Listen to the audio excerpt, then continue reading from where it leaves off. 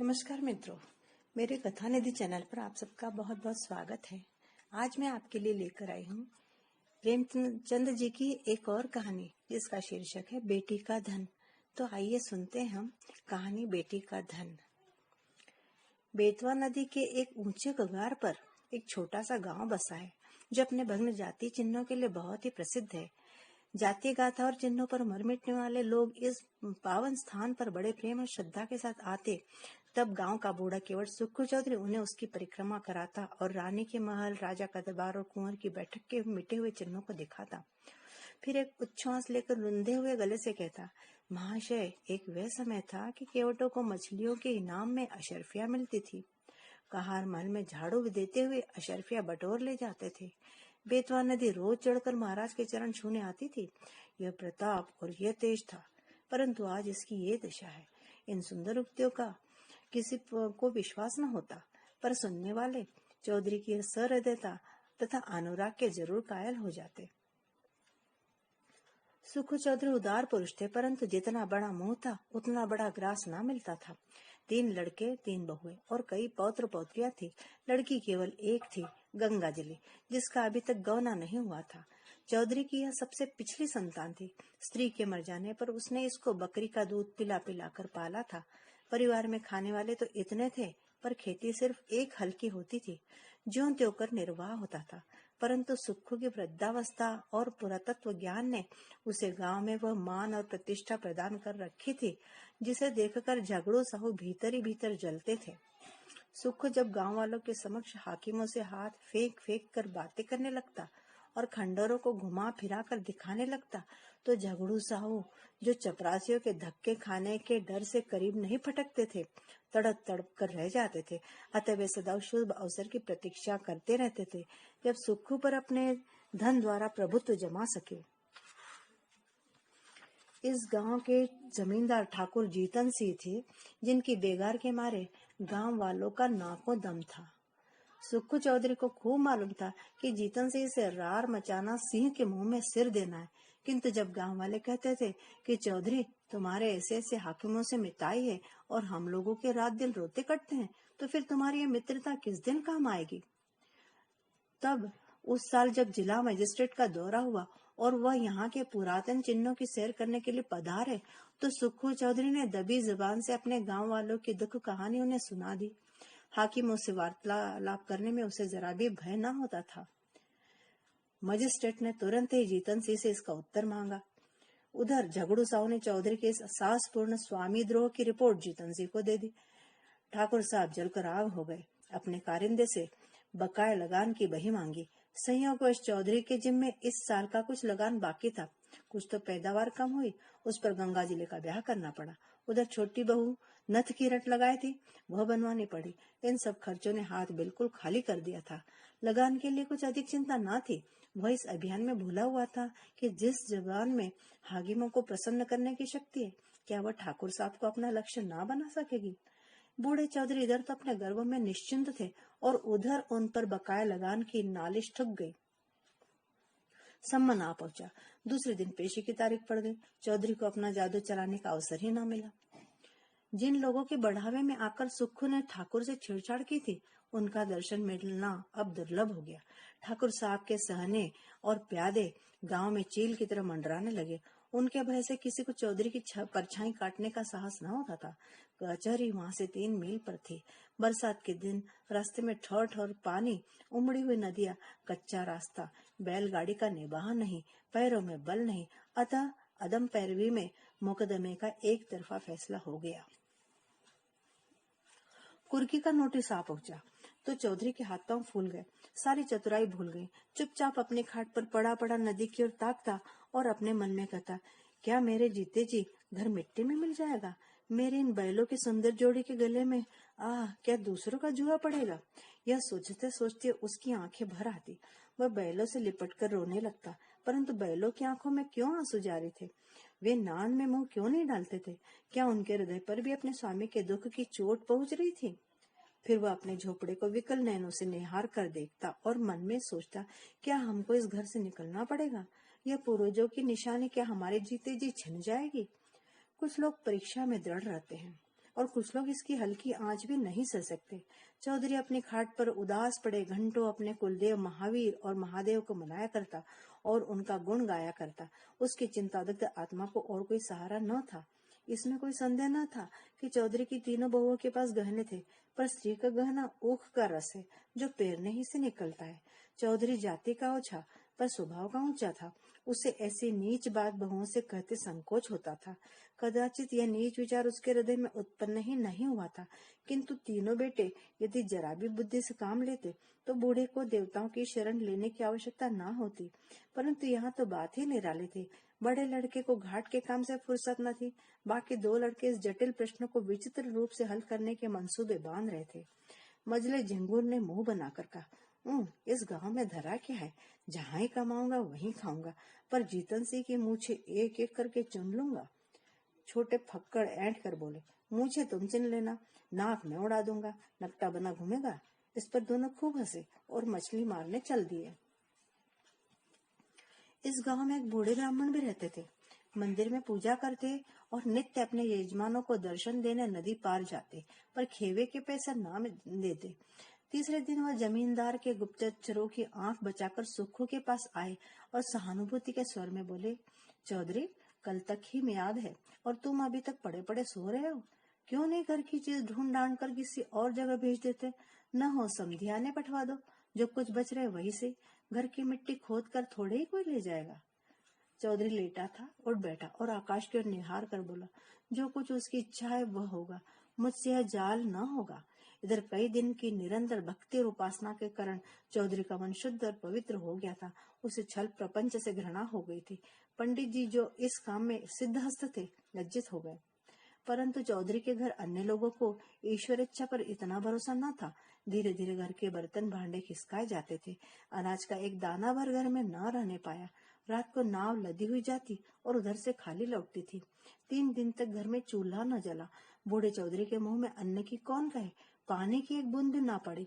स्त्रियां भाड़ से चने बनाकर चबाती और लड़के लड़कियां मछलियां भून भून कर उड़ाते। परंतु बूढ़े की इस एकादशी में यदि कोई शरीक था तो वह उसकी बेटी गंगा जली थी। यह बेचारी अपने बूढ़े बाप को चारपाई पर निर्जल छटपटाते देख बिलक बिलक कर रोती। लड़कों को अपने माता पिता से वह प्रेम नहीं होता जो लड़कियों को होता है। गंगा जली इस सोच विचार में मग्न रहती कि दादा की किस भांति सहायता करूं।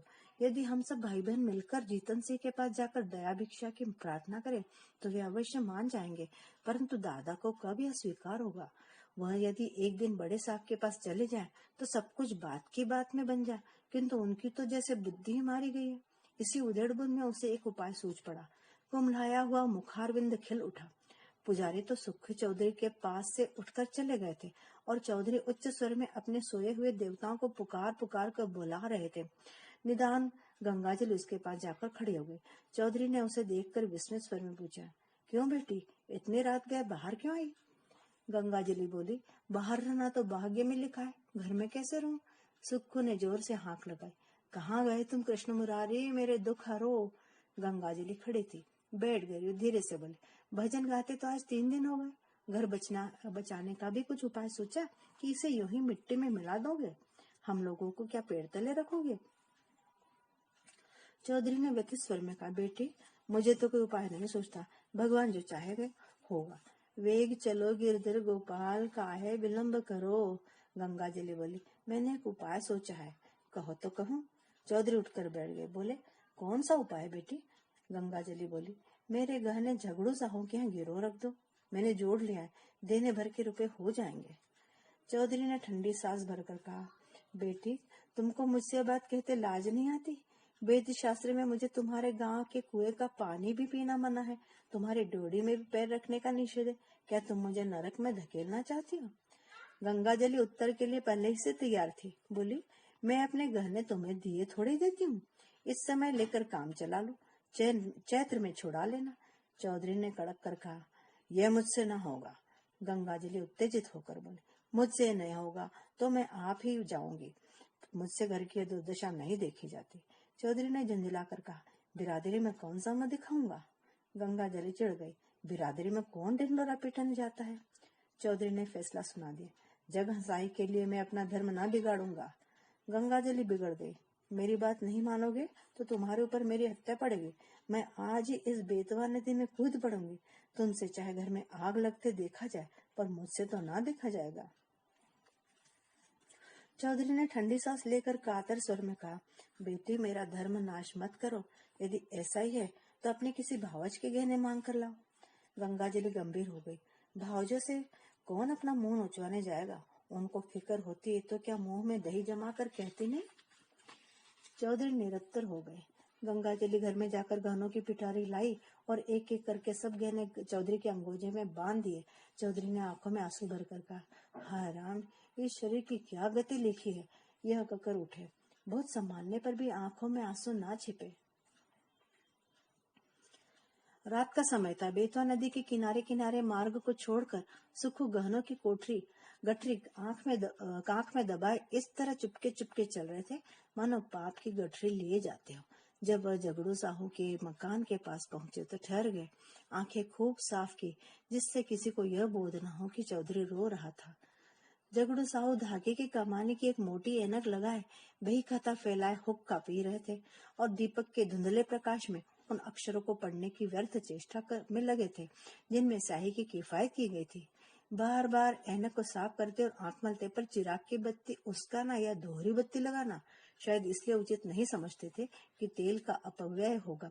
इसी समय सुक्खू चौधरी ने आवाज दी, जय राम जी। झगड़ू साहू ने देखा, पहचान कर बोले, जय राम चौधरी। कहो, मुकदमे में क्या हुआ? यह लेन देन बड़े झंझट का काम है। दिन भर सिर उठाने की छुट्टी नहीं मिलती। चौधरी ने पोटली को खूब सावधानी से छिपाकर लापरवाही के साथ कहा, अभी तक तो कुछ नहीं हुआ। कल इजराय डिग्री होने वाली है। ठाकुर साहब ने ना जाने कब का बैर निकाला है। हमको 2-3 दिन की भी मोहलत होती तो डिग्री न जारी होने पाती। छोटे साहब और बड़े साहब दोनों हमको अच्छी तरह जानते हैं। अभी इसी साल मैंने उनसे नदी किनारे घंटों बातें की, किंतु एक तो बरसात के दिन, दूसरी एक दिन की भी मोहलत नहीं। क्या करता? इस समय मुझे रुपयों की चिंता है। झगड़ू साहू विस्मित हो गए। तुमको रुपयों की चिंता? घर भरा है, वह किस दिन काम आएगा? झगड़ू साहू ने व्यंग बाण नहीं छोड़ा था। वास्तव में उन्हें और सारे गांव को विश्वास था कि चौधरी के घर में लक्ष्मी महारानी का अखंड राज्य है। चौधरी का रंग बदलने लगा। बोला, साहू जी, रुपया होता तो किस बात की चिंता थी? तुमसे कौन छिपाव है? आज 3 दिन से घर में चूल्हा नहीं जला, रोना पीटना पड़ा है। अब तो तुम्हारे बसाए बसूंगा। ठाकुर साहब ने तो उजाड़ने में कोई कसर ना छोड़ी। झगड़ू साहू जीतन सिंह को खुश करना जरूर चाहते थे, पर सादी चौधरी को भी नाखुश करना मंजूर न था। यदि सूद दर सूद छोड़कर मूल तथा ब्याज सहज वसूल हो जाए तो उन्हें चौधरी पर मुफ्त का एहसान लादने में कोई आपत्ति न थी। यदि चौधरी के अफसरों की जान पहचान के कारण साहू जी का टैक्स से गला छूट जाए, जो अनेकों उपाय करने अहलकारों के मुट्ठी गर्म करने पर भी नित्य प्रति उनकी तोन की तरह बढ़ता ही जा रहा था, तो क्या पूछना। बोले, क्या कहें चौधरी जी, खर्च के मारे आजकल हम भी तबाह है। लहने वसूल नहीं होते, टैक्स का रुपया देना पड़ा, हाथ बिल्कुल खाली हो गया। तुम्हें कितना रुपया चाहिए? चौधरी बोला, 100 रुपए की डिग्री है, खर्च वर्च मिलाकर 200 के लगभग समझो। झगड़ू अब अपने दांव खेलने लगा। पूछा, तुम्हारे लड़कों ने तुम्हारी कुछ भी मदद न की? वह सब भी तो कुछ न कुछ कमाते ही हैं। साहू जी का ठिकाना निशाना ठीक पड़ा। लड़कों ने लापरवाही से चौधरी के मन में जो कुत्सित भाव भरे थे वह सजी हो गए। बोले, भाई, लड़के किसी काम के होते तो यह दिन क्यों देखना पड़ता? उन्हें तो अपने भोग विलास से मतलब। घर गृहस्थी का बोझ तो मेरे सिर पर है। मैं इसे जैसे चाहूं संभालू, उनसे कुछ सरोकार नहीं। मरते दम भी गला नहीं छूटता। मरूंगा तो सब खाल में भूसा भरा कर रख छोड़ेंगे। झगड़ू बोला, क्या बहू से भी कुछ न बन पड़ा? चौधरी बोले, अरे बहू बेटे अपनी अपने मौज में मस्त है। मैं 3 दिन तक द्वार पर बिना अन्न जल के पड़ा था, किसी ने बात ना पूछी। कहाँ की सलाह, कहाँ की बातचीत। बहुओं के पास रुपए न हो पर घेने तो है, और वे भी मेरे बनवाए हुए। इस दुर्दिन के समय यदि 2-2 थान उतार देती तो क्या मैं छुड़ा न देता? सदा यही दिन थोड़े ही रहेंगे। झगड़ू समझ गए कि यह महज जबान का सौदा है और वह जबान का सौदा भूलकर भी ना करते थे। बोले, तुम्हारे घर के लोग भी अनोखे हैं। क्या इतना भी नहीं जानते कि बूढ़ा रुपए कहाँ से लाएगा? अब समय बदल गया। या तो कुछ जायदाद लिखो या गहने गिरो रखो, तब जाकर रुपए मिलेंगे। इसके बिना रुपए कहाँ? इसमें भी जायदाद में सैकड़ों बखेड़े पड़े, सुविधा गिरोह रखने में ही है। हाँ, तो जब घर वालों को कोई इसकी फिक्र नहीं तो तुम क्यों व्यर्थ जान देते हो? यही न होगा कि लोग हंसेंगे, सो ये लाज कहाँ तक निभाओगे? चौधरी अत्यंत विनीत होकर बोले, साहू जी, यह लाज तुम्हारे डालती है, तुमसे क्या छुपा है। एक वह दिन था कि हमारे दादा बाबा महाराज की सवारी के साथ चलते थे, और अब एक दिन यह कि घर घर की दीवार तक बिकने की नौबत आ गई है। कहीं मुंह दिखाने को भी जी नहीं चाहता। यह लो गहनों की पोटली, यदि लोक लाज न होती तो इसे लेकर कभी यहाँ न आता, परंतु यह अधर्म इसी लाज निभाने के कारण करना पड़ रहा है। झगड़ू साहू आश्चर्य में आकर बोले, ये गहने किसके हैं? चौधरी ने सिर झुकाकर बड़ी कठिनता से कहा, मेरी बेटी गंगा जली के। झगड़ू साहू स्तंभित हो गए, बोले, अरे राम राम।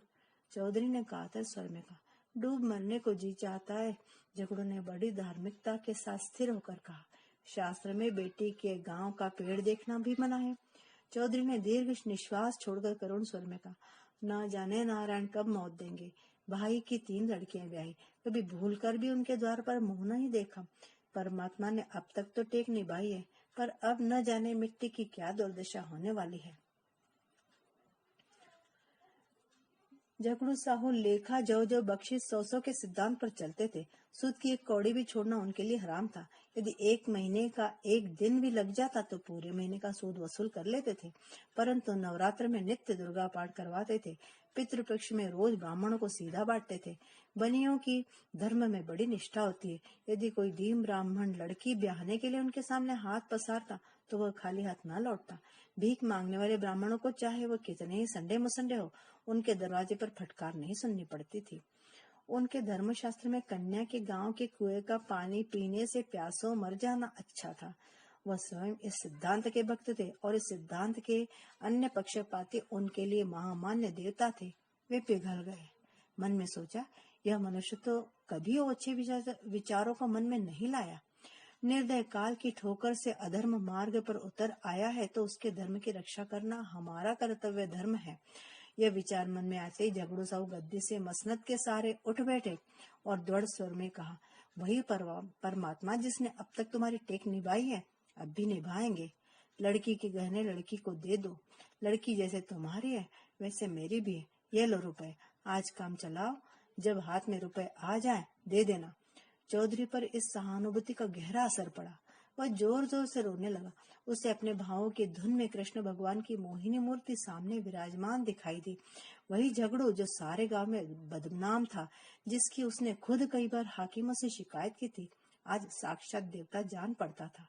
रुंधे हुए कंठ से गदगद होकर बोला, झगड़ू, तुमने इस समय मेरी बात, मेरी लाज, मेरा धर्म, कहाँ तक कहूँ मेरा सब कुछ रख लिया। मेरी डूबती नाव पार लगा दी।